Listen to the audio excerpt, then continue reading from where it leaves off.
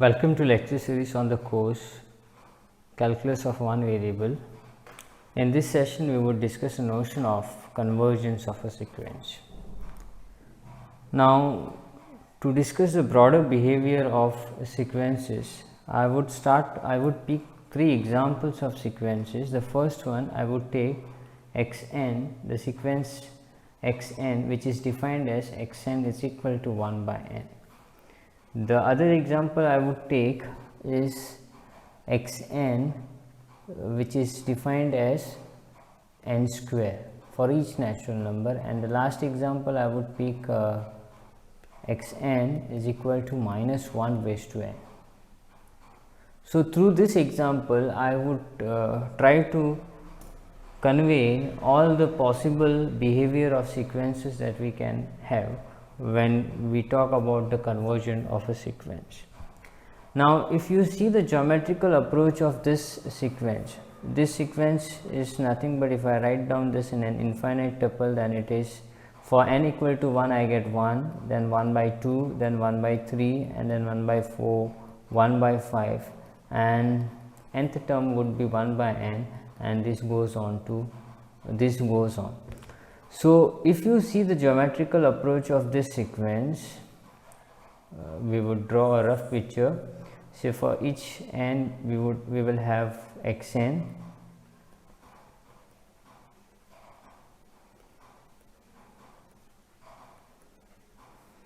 okay. So, for n equal to 1, the value of x1 is same as 1. So, if I consider this as 1, this is actually 1 comma x1, I would mark this as x1. Then for n equal to 2, the value is half. So, x2 will lie over here. For n equal to 3, x3 will lie somewhere here, which is again less than x2. x4 will lie here, and you see that this sequence becomes very small, and ultimately it approaches to this line, which is nothing but y is equal to 0. So, we see that this terms in sequence ultimately approaches to 0. So, this kind of sequence is called as the sequence converging to 0 or convergent sequence. So, this kind of sequence which ultimately approaches to a fixed point or the fixed line on y axis is called as the sequence converging to that particular point or a convergent sequence. So, this is convergent sequence. So, basically what does it say is that as you keep on increasing the value of n, the sequence get accumulate at certain points. Ultimately, after certain stage, it becomes very closer to certain points or a fixed point. Now, on the contrary, if you look at this sequence, if I write down each term of this sequence, n equal to 1 I have 1, n equal to 2 I have 2 square, that is 4. So, I can write down the value of the xn directly. Then for n equal to 3 I have 9, for n equal to 4 I have 16, then 25, and this goes on. And you know the graph of the function f of x is equal to x square. Now, since here we are only discussing it for the natural number, you know that for n equal to 1 it is 1, for n equal to 2 it is 4. Say suppose this is my n, and I will take to be here 1, I will take it over here, 2 I will take it here, 3, and then you have 4. So, 1, then 4, then 9 will lie somewhere here, and you see that the graph of the sequence or the terms approaches to infinity, plus infinity, as we keep on increasing the value of n. So, this kind of graph which either approaches to plus infinity or minus infinity falls in the category, are not convergent sequence, and the sequence which are not convergent are called as the divergent sequence. Now, again, when the sequence is divergent, there are two kind of the sequences that we can have. the sequence which is either diverging to plus infinity or minus infinity, or the sequence which is oscillating. So, one of the example of oscillating sequence that we have is this. So, if you see each term of this xn, the first term is minus 1, the second term is 1, the third term is minus 1, and the fourth term is again 1, and this goes on. So, you can see that this keeps on jumping from minus 1 to 1. So, if I draw the graph of this kind of sequence, then the range of this sequence it's very finite, and it varies only on minus 1 and 1. So, if I have this minus 1 over here, 1 over here, sequence say domain 1 2 3 4, and this goes on. For each one, for the first value will lie, x1 will lie over here, x2 will lie over here, then x3 will lie over here, okay, and it goes on something like this. You can see that the terms of the sequence, although it gets accumulate at 1 and minus 1, ultimately after certain stage it is not getting accumulate at any point, or it is not moving closer to any points after certain stage. So, what is more important for us is to know whether the sequence is getting approached to any fixed point after certain stage, that is, except for the finite some finite terms of xn, after that term onwards the sequence is getting approached to that particular point, which is not happening in this case. For you can see that for all the odd terms of x1 is on the line minus 1, and all the even terms are on the line plus 1. So, we are not finding a fixed tail of a sequence or a fixed part of a sequence which is approaching to certain region. So, again this kind of sequence is called as oscillating sequence, and here we have discussed a special category of oscillating sequence which is oscillating finitely. For that reason, if I take an example of minus 1 by n, this is minus 1 into n, minus 1 into n or n square. This is also oscillating, but it is oscillating infinitely. So, all such sequences also fall into the same category. They are not convergent, and so they are called as the divergent sequences. Okay. So, these are the three broader versions of sequence that we can have: the convergent and the divergent. Again, divergence we can have sequences which are oscillating. Here, instead of xn equal to n square, one can also take xn equal to n. That is also approaches to infinity as you keep on increasing the value of n, and in fact n square move faster than n. So, these are the three examples, illustrative example, and through this we can define so called as the sequence converging to a fixed point. So, let us take the definition of this. Again, this I would first we define this, and then we geometrically see what it says. So, definition of convergence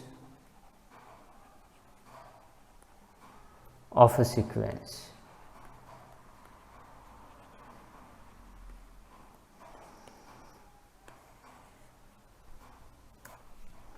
So, we are defining a sequence of this form which is convergent, and in this example we need to see, while to define a convergence of a sequence, we say that the sequence converges to certain point, and that point is actually the limit of the sequence, wherein the sequence ultimately approaches to that point.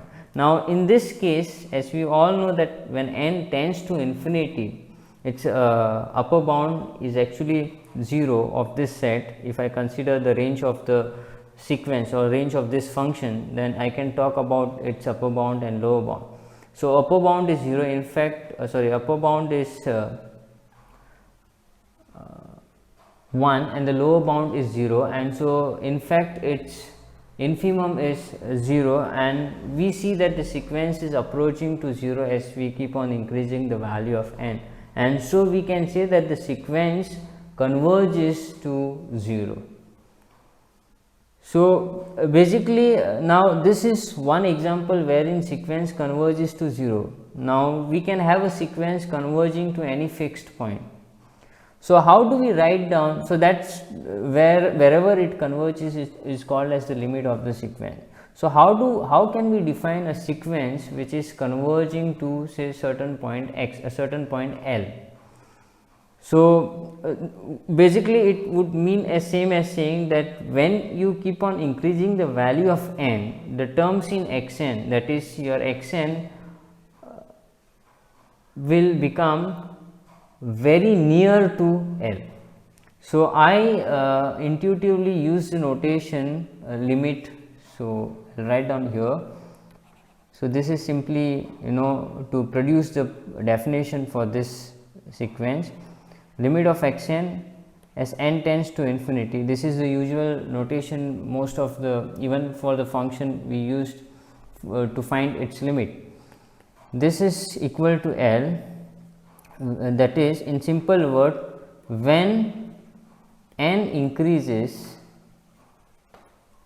xn goes very close to L after certain stage. Okay. So how do we write down this mathematically? So this, don't consider this as the definition, this is in a simple word what it would means.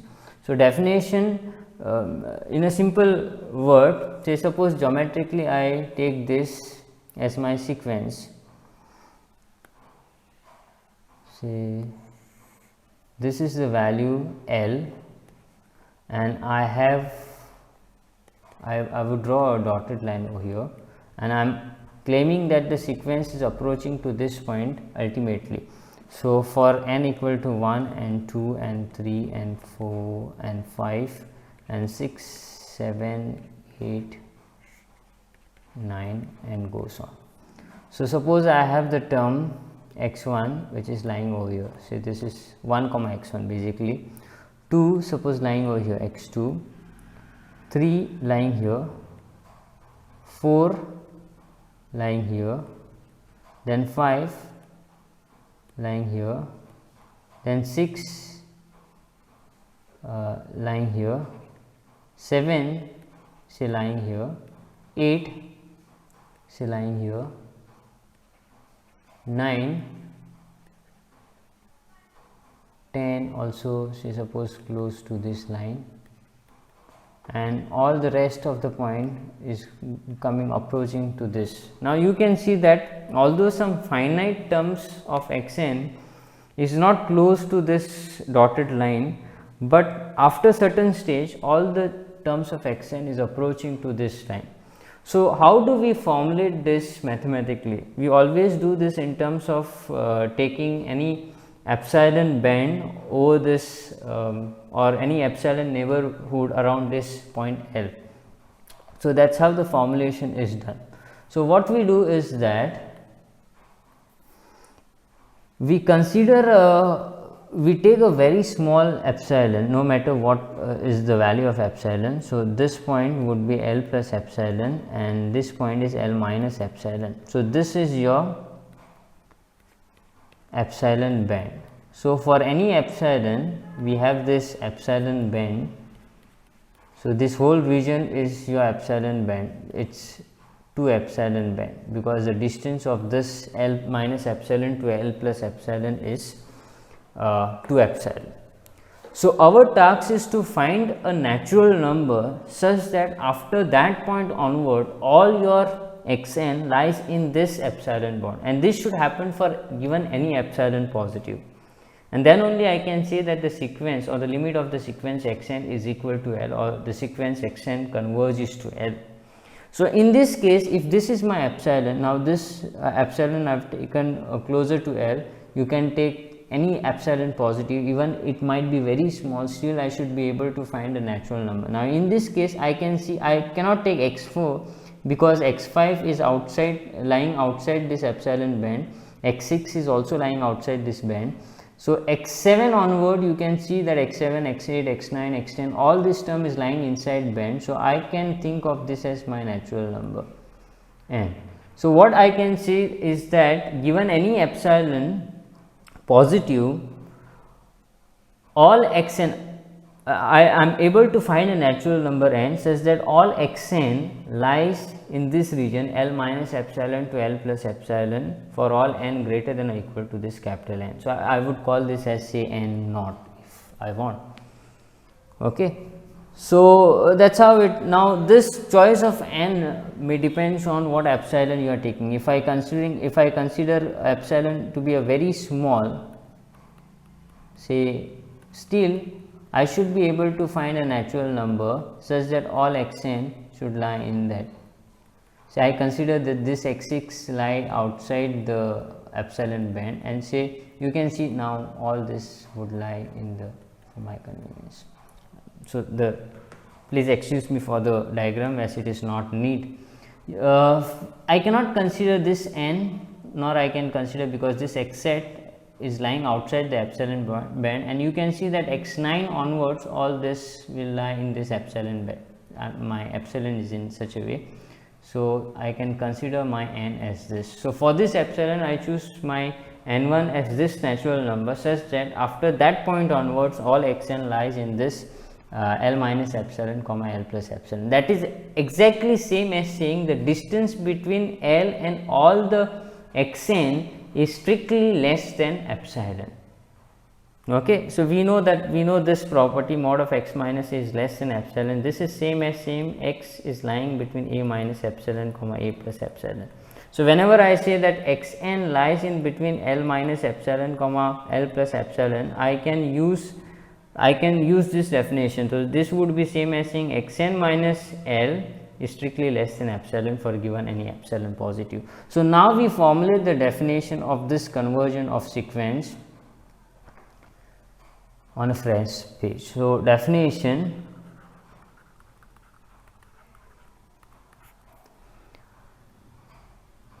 let xn be a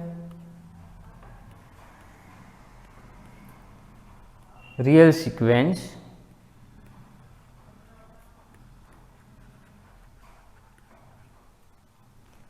we say that xn converges to L in R. So, this is a real number if, now I just formulate the definition what I have mentioned in the graph. If given any epsilon positive, there exists a natural number, I will call it as n naught, which obviously depend on this epsilon, such that for all n greater than or equal to this n naught, we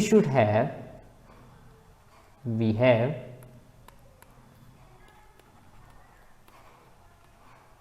the distance between xn and L strictly less than epsilon. It is very important to lie this epsilon xn inside the band L minus epsilon comma L plus epsilon. Okay. So, in other words, xn lies in between L minus epsilon comma L plus epsilon. So, that would be same as saying, if I write down this using quantifiers, you can see that you can actually observe how many quantifiers are observed or involved in this statement. So, that okay, we denote this by, so first we give the notation for this, we denote this by xn with the long arrow goes to L, because or limit of xn as n tends to infinity is equal to L. That is, using quantifiers I can say that xn converges to L. Most of the time I use this notation, very rarely I use this notation also. Xn converges to L if and only if, okay, first universal quantifier is involved for any epsilon positive what happens? There exists n naught in n such that for all n greater than or equal to n naught, again universal quantifier with this as a property, mod of xn minus L is less than epsilon. So, close the bracket for this property and close the bracket for this property. So, this is what we have, and this would help us to also write down the definition of when one say that the sequence is not convergent to L.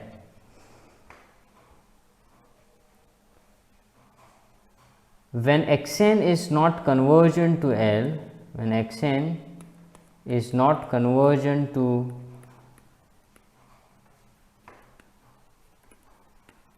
L, we denote this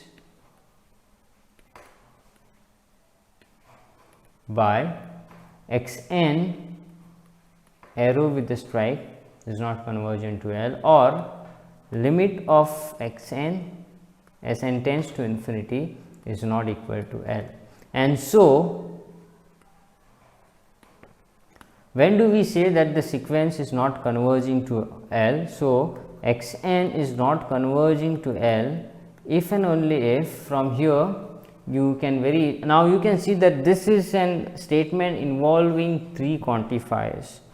So, you just read the statement from there, just by reading the statement to get the negation would be a very difficult task. So, just by looking at the quantifiers we can very easily negate the statement. So, if I can find a positive real number such that for given any natural number, okay, there exists a natural number which is greater than n naught such that the distance xn between xn and L have to be greater than or equal to epsilon. You are negating the property. Yeah. Okay. So, whenever such L exists for the given sequence as that xn converges to L, we call the sequence is convergent. Okay. So, that would take it as next line. So, whenever such L exists such that L in R, by the way, it is a real number, such that xn converges to L, we say xn is convergent, and for any L in R, if xn is not converging to L, then we say that it is not convergent. Otherwise, we say xn is not convergent is same as saying divergent.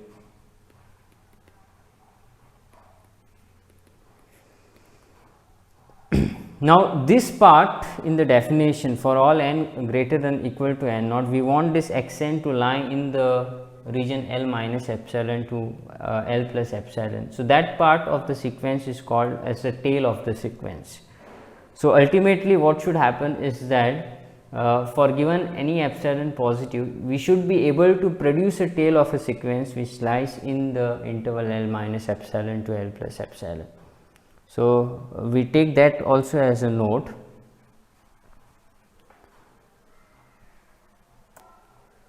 Restriction of xn to the set of natural number of the form n in n such that n is greater than or equal to n naught is denoted by this term xn n greater than or equal to n naught. So, I mean you are taking all the terms of x, all the in fact except some finite terms, say 1, 2, 3, 4, x1, x2, x3, x4 till xn naught minus 1 you are not considering in this sequence, you are starting from n naught n naught plus 1 onwards. So, this is denoted by this notation, and it is called as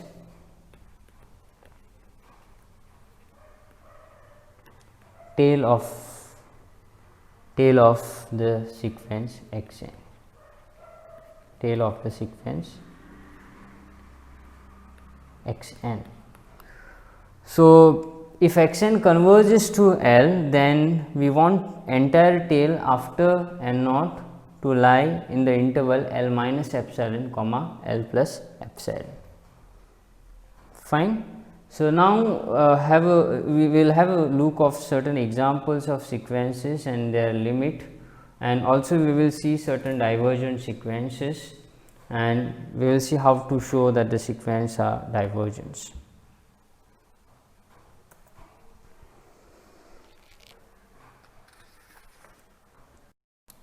So let's take some standard examples and let's see how do we generate the proof for, I mean, how do we see whether the sequence is convergent or not. So example 1, I would take a very simple and the standard sequence. Consider the sequence xn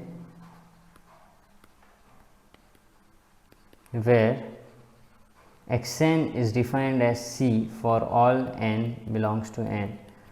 C is any real number. Okay. So as you know, the graph of this is called as the constant sequence, and the graph of this sequence, you can see that, for each natural number, and suppose this is C, it might be a positive or negative, or even it may be equal to 0. You see that all this x1 lies on this line, C equal C, y equal to C, and so we can very easily conclude that this sequence approaches to C itself. Okay. So we will prove this. Now this is one example where, given any epsilon positive, the natural number that you find may not depend on the epsilon. Okay. So now what do you observe here? If I take an epsilon band around this C, for any epsilon positive, that C will always include in that band. So suppose this is my C minus epsilon to C plus epsilon. It might be, as small as you want. You can see that not after certain stage, but from n equal to 1 itself, the sequence is in this 2 epsilon band. So the choice of natural number is trivial. That's, you can see that from n equal to 1 onwards, no matter what epsilon you choose, in this region C minus epsilon to C plus epsilon, all your xn will always be there, and that's actually trivial because the difference, the distance from xn to C for all n will be always equal to 0, and which can be made less than any positive real number. So we claim that now this is how, suppose we want to show that the sequence is convergent, we have to find a point, a real number, we have to guess a point, a real number, in such a way that the sequence is ultimately approaching the value, that value. Okay. So here I assume, claim, so my claim is that for the example 1, sequence xn converges to itself, and this one should know that the sequence, the constant sequence converges to itself. So we start with any epsilon positive. By definition, let epsilon positive be given. Our aim is to produce a natural number such that from that natural number onwards, all the terms in xn, the distance of all the terms of xn and C is less than epsilon. But if you consider the approximation xn minus the limit, that is C, this would be same as, by definition, xn is equal to C. So C minus C, that is equal to 0, and therefore this can be made less than epsilon no matter what natural number you are choosing. So through the diagram, it is clear that I can choose n equal to 1 because x1 onwards, all the term itself would lie in the region L minus epsilon to L, or C minus epsilon to C plus epsilon. So we have this. So let n be equal to 1, then for all n, okay, I use the notation small n naught. That's a problem I always face. I used one notation maybe in the definition, and while to discuss any other concept I use the other notation. So you need to get used to that also, because notation is just a medium to convey the message. So whenever n is greater than or equal to this 1, you would see that we have mod of x n minus c is c minus c, which is equal to 0, is always less than epsilon, as epsilon is any positive real number. So this proves that, therefore we have produced, for given any epsilon, we have produced a natural number such that whenever n is greater than or equal to that natural number, this is your n naught, the distance between x n and the claimed point is less than epsilon, and therefore this claims that x n converges to C, or in other words, the limit of x n is equal to C. Another trivial example, another standard example I would like to take is, which we have discussed on the top, that is x n is equal to 1 by n. We have seen the graph of the sequence, and we see that after certain stage the graph approaches to 0. So as n keeps on increasing, 1 by n approaches to 0. So I would go to that graph here. Yeah. So now, okay, so I would look at the epsilon band around this 0, this is my 0, and this is the epsilon band, plus epsilon minus epsilon. In fact, in this one epsilon band there is no point, but still we can consider that. Okay, just look, this I am not considering this because it is lying on the boundary. I can consider this. So I can take n equal to 4, n not equal to 4 here, because I can see that, small n not equal to 4, because I can see that x4 onwards all the points will lie in this epsilon band. And so in a similar way you can choose for any epsilon positive, depending on what epsilon is, you will have to choose your natural number. For example, if this is my epsilon, so the region would be, epsilon band would be this. In that case, x1 is the only point which is lying outside the band, all other term is lying inside this band, and for that I can consider n naught is equal to 4. So this is like this is unlike the previous example wherein the choice of natural number was not dependent on epsilon. Here the choice of natural number is dependent on epsilon, and for this kind of sequence we use the Archimedean property, a very famous Archimedean property, that to show that such natural number exists, is that all terms in xn is less than epsilon after certain stage, after that natural number onward. So let us see how do we use that. So here is an example. So we claim that this xn converges to 0. So we need to show that for given epsilon positive, the distance, we should be able to find a natural number such that the distance between xn and 0 can be made very less. Okay. So first I will always see the approximation. This approximation, consider mod of what I need to approximate, that is xn minus the limit is 0. So that is same as 1 by n, mod of 1 by n minus 0, that is same as mod of 1 by n. And as you know that 1 by n is always positive for any natural number, mod of which is itself. Okay. So I want to show that this 1 by n is less than epsilon for all n greater than or equal to n naught. So for that I need to find the natural number. So for this epsilon positive, I use the Archimedean property. What does it says? I hope you remember that version of Archimedean property which we have proved for x positive. Given x positive, I can find a natural number such that 1 by n is not an upper bound of 1 by x is not an upper bound of a set of natural numbers. So n is strictly greater than 1 by x, right? So the same thing I am using over here. Instead of x, I have an epsilon. So by Archimedean property, I just call it as AP.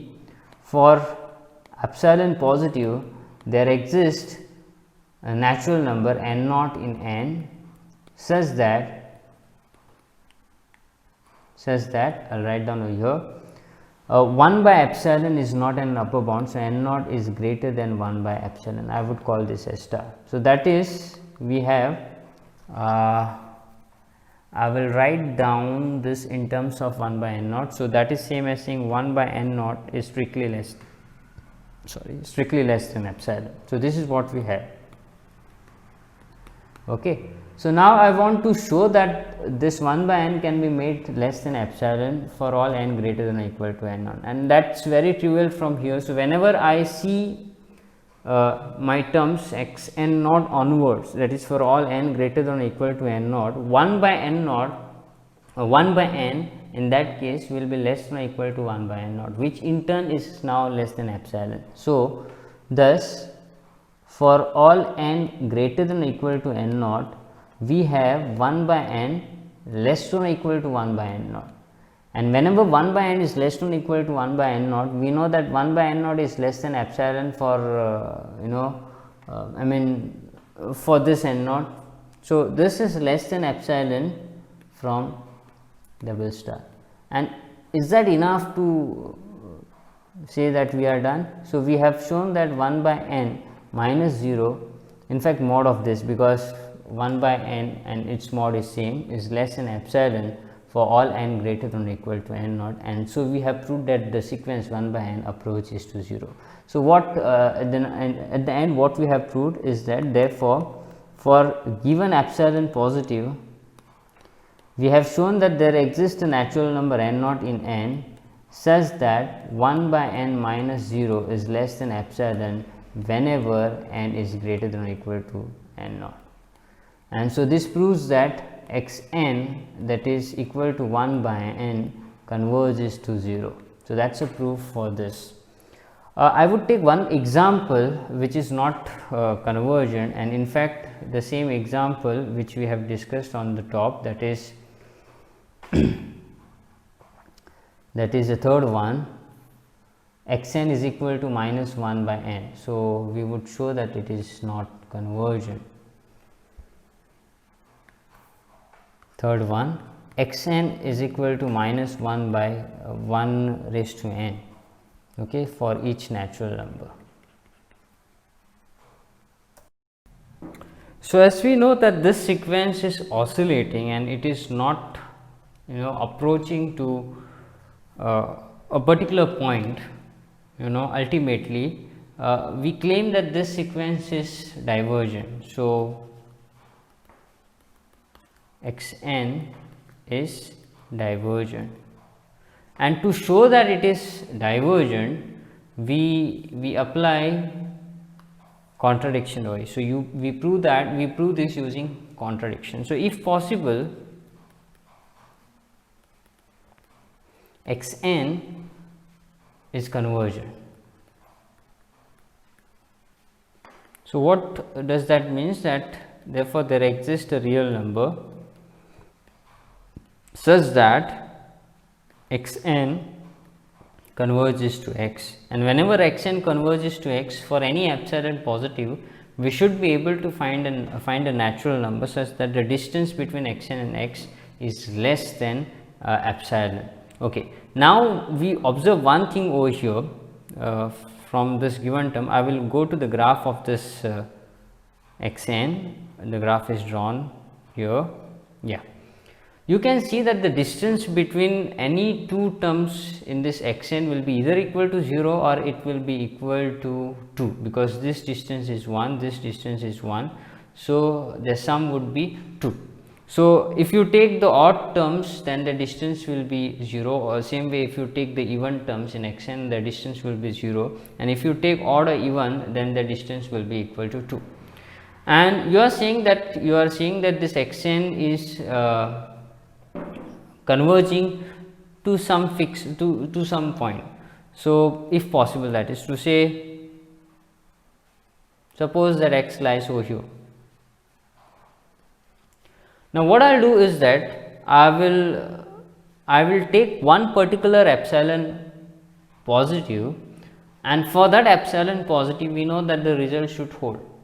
Okay. So what I will do, I purposely I will take epsilon the distance of x on one side to the epsilon strictly less than 1. So in that case what will happen, so this is my, say suppose x plus epsilon, say I would take it as half, and so this would be say x minus half. So suppose this is the band that I have, you would see that no consecutive value will lie in this band, no consecutive terms of xn will lie in this band, because for the simple reason the distance of two consecutive xn term will be equal to 2, and this distance is less than,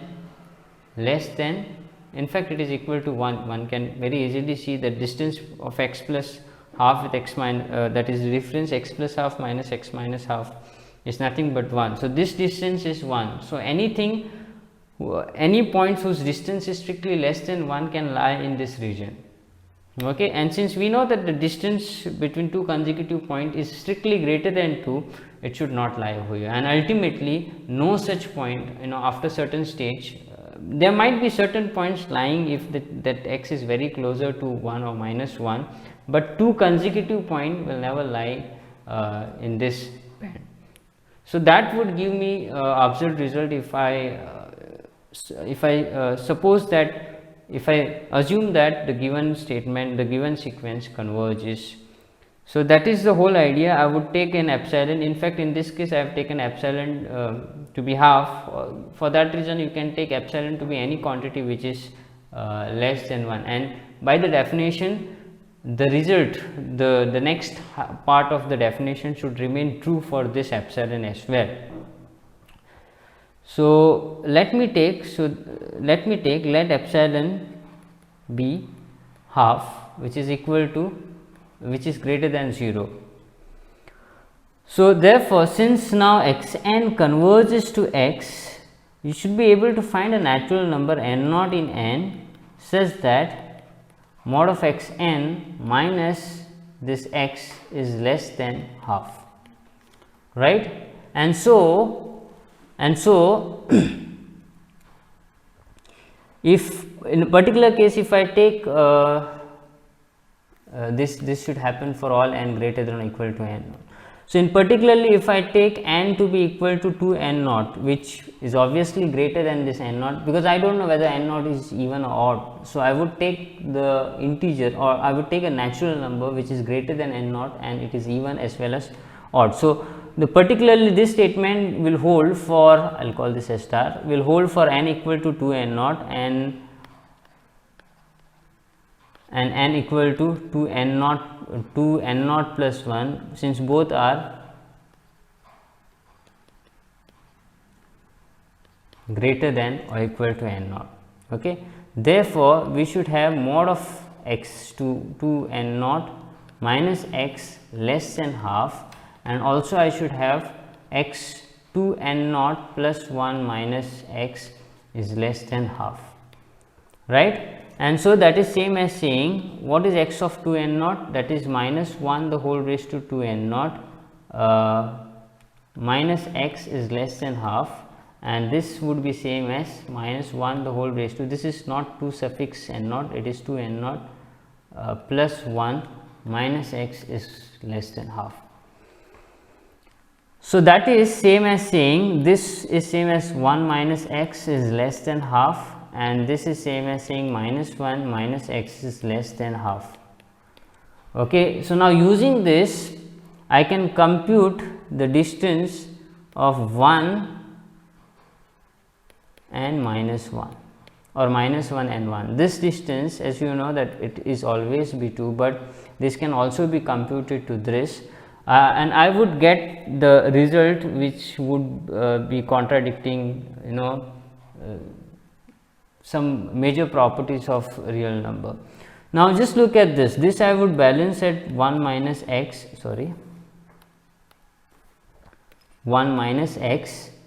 okay, as one term, minus I need to balance with this x, so I would write down this as, okay, minus 1 minus x. So this got balanced. You can see that I am just adding x since I have subtracted minus x from here. So this is exactly same as this.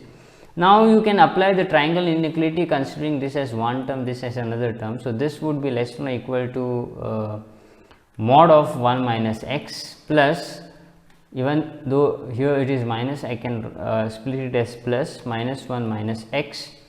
And now I know that this quantity is strictly less than, from here I will call this a star, from star you can we know that this quantity is strictly less than half, and this quantity is also strictly less than half. That is equal to half plus 1, half plus half, that is equal to 1. So ultimately what do we get? We get 2. Here there is equality, here this is less than or equal to, here there is a strictly less than, and here there is equality. So in a row there is a strictly inequality, so therefore 2 have to be strictly less than 1.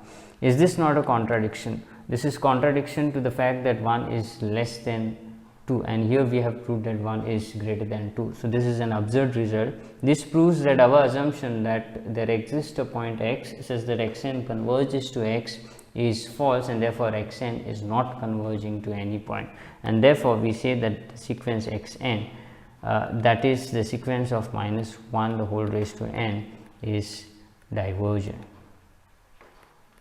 So this is one example of the sequence which is divergent, and similarly we can talk about many other sequences and check their behavior, whether they are convergent or whether they are divergent. So with this I end up this session. In the next session we would see many more properties of convergent of sequence or the sequences. So stay tuned for that and enjoy doing analysis in this way. Thank you for watching this video, and have a nice day ahead.